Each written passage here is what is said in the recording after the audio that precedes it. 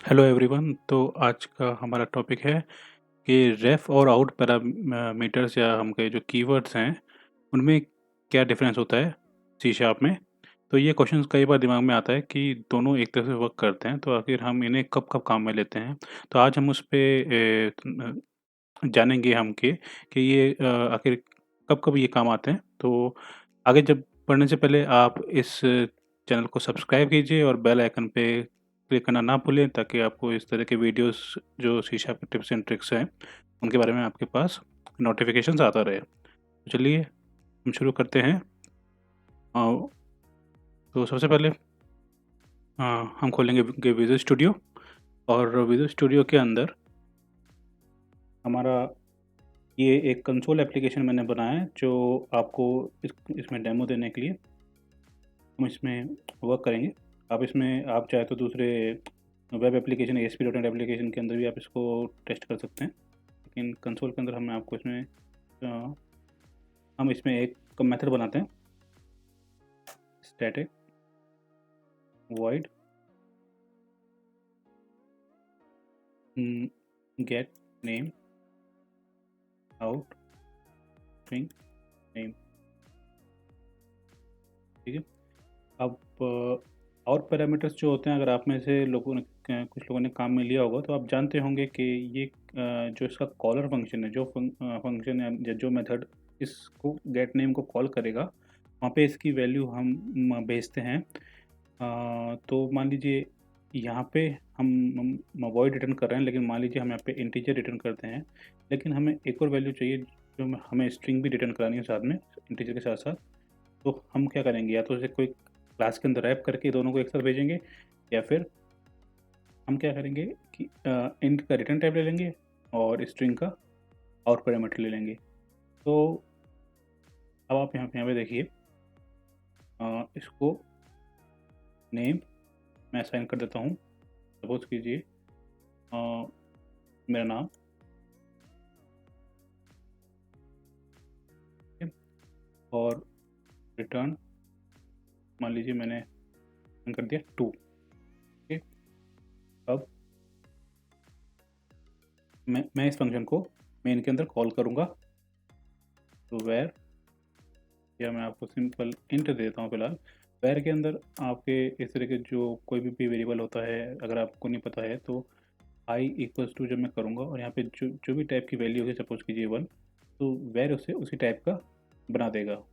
ठीक है। 1 होगी तो उसको उसने इंटीजर बना दिया। ठीक है। अगर कोई स्ट्रिंग होगी तो ये स्ट्रिंग टाइप का बन जाएगा। ठीक है। तो फिलहाल के लिए मैं इसको सीधे सीधे इंटीजर ही ले लेता हूँ। ओके। और इसको मैं यहाँ पे गेट नेम ले लेता हूँ। और आउट पैरामीटर्स के अंदर हम क्या करते हैं, हमें आउट स्ट्रिंग, और यहाँ पे आप कोई वेरिएबल का नाम ले सकते हैं, कोई भी नाम ले सकते हैं। मैं यहाँ पे सेम नेम ले रहा हूँ जो वहाँ पे है। ठीक है। और अगर आप इस वेरिएबल को आप चाहें तो ऊपर भी डिफाइन कर सकते हैं, ऐसे स्ट्रिंग नेम, और यहाँ से स्ट्रिंग हटा सकते हैं तो वो यहाँ पे आ जाएगा। ठीक है।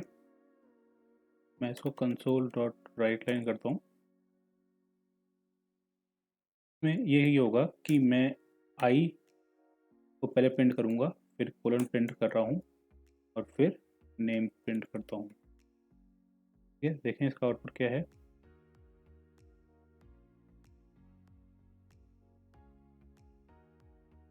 तो आपने देखा कि रिटर्न इंटीजर वैल्यू आई 2 और नेम आया ऐश्वर्य शिवा, जो हमने आउट पैरामीटर के ऊपर सेट किया था। ठीक है।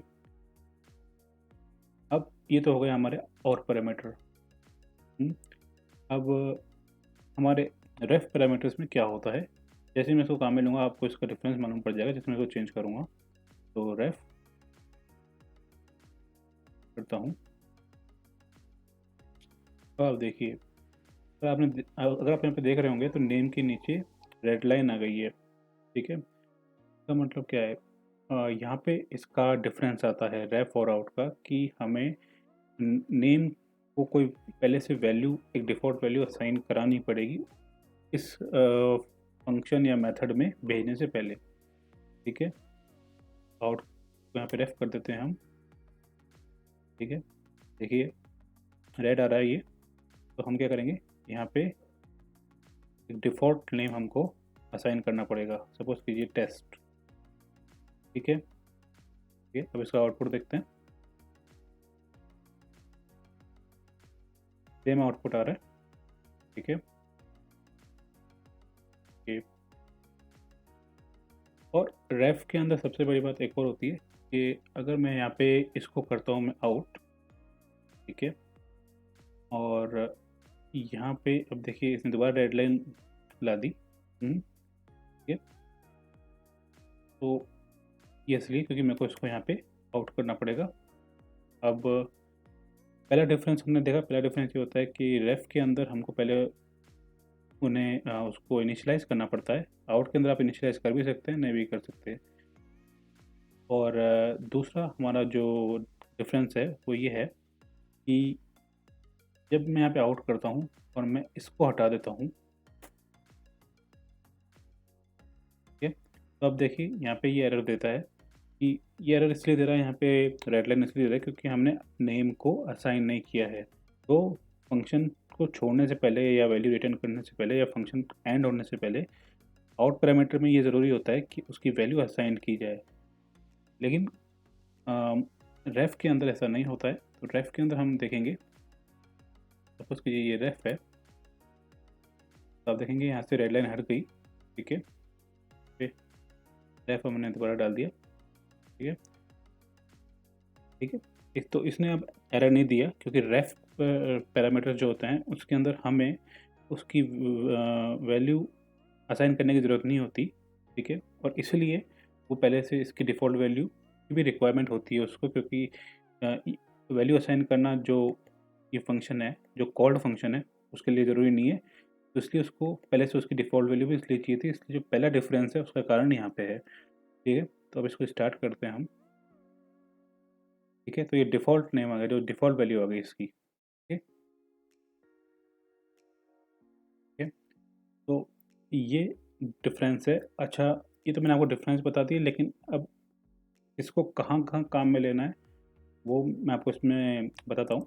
तो सपोज़ कीजिए आपके पास एक कंडीशन है, तो जिसमें आपको को मल्टीपल वैल्यूज़, जैसे मैंने आउट का मैंने आपको ऑलरेडी बता दिया है कि आपको मल्टीपल वैल्यूज़ करनी है रिटर्न कोई मेथड से, और आप क्लास के अंदर वो नहीं करना चाहते या कोई और तरीके से नहीं करना चाहते, आप सिर्फ आउट सिंपल ही करना चाहते हैं, बिना कोई क्लास बनाए या बिना कोई भी और कॉम्प्लेक्स प्रोग्रामिंग जो टेक्निक्स होती हैं उनको किए बिना, क्योंकि सी शार्प में अलग अलग टेक्निक्स होती है मल्टीपल जो मेथड्स काम लेने की। मैंने आपको सॉरी मल्टीपल पैरामीटर्स पास करने की मैंने आपको पिछले वीडियोस अगर आप देखेंगे वहाँ पे जाके, तो उसमें एक मैंने एक वीडियो बनाया था जिसमें कितने कितने टाइप्स ऑफ तरीक़ों से हम वैल्यूज़ को रिटर्न कर सकते हैं। जो पिछले जो कॉलिंग मेथड है, उसको कॉल्ड मेथड कितने तरीक़ों से वैल्यू रिटर्न कर सकता है, वो मैंने उस वीडियो में आपको दिखाया है। आप जाके जाके उसको देखिए। तो इसमें आप देखिए रेफ है, तो रेफ को मैंने करता हूँ अभी फ़िलहाल आउट। ओके, और इसको किया मैंने इंट, यहाँ पे मैंने असाइन कर दिया रेफ को नेम इक्वल्स टू, क्योंकि करना ज़रूरी है आउट पैरामीटर के अंदर। फिर अब मैं यहाँ पे दो वैल्यू रिटर्न कर सकता हूँ। तो यहाँ पे ये फ़ायदा है कि दो वैल्यू यहाँ पे जब आपको रिटर्न करनी हो, एक से ज़्यादा वैल्यूज़, तो आप इस तरह से काम में ले सकते हैं।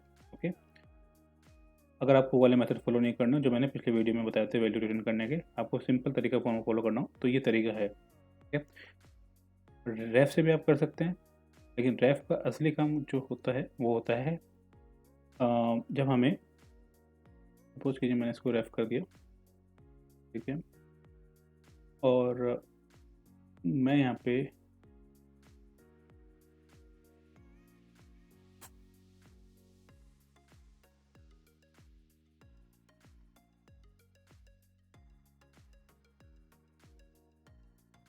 कुछ मान लीजिए मैंने यहाँ पे कुछ कैलकुलेशंस की, जैसे name equals to name dot,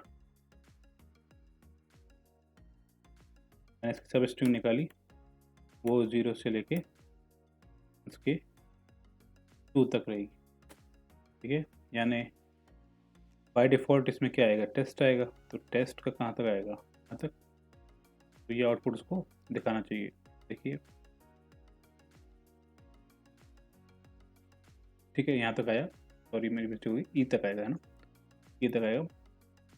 तो डिफरेंस देखिए, अब अगर आपको समझना है इसमें यही है कि हम रेफ के साथ रेफ को भी चेंज करना चाहते हैं, एक इस पैरामीटर्स को भी हम काम में लेना चाहते हैं। इसमें कुछ कैलकुलेशंस करना चाहते हैं, जैसे इस तरह की कैलकुलेशंस की मैंने। ये चीज़ आउट के अंदर हो सकती है, लेकिन आउट को आपको कंपल्सरीली असाइन करवाना पड़ेगा।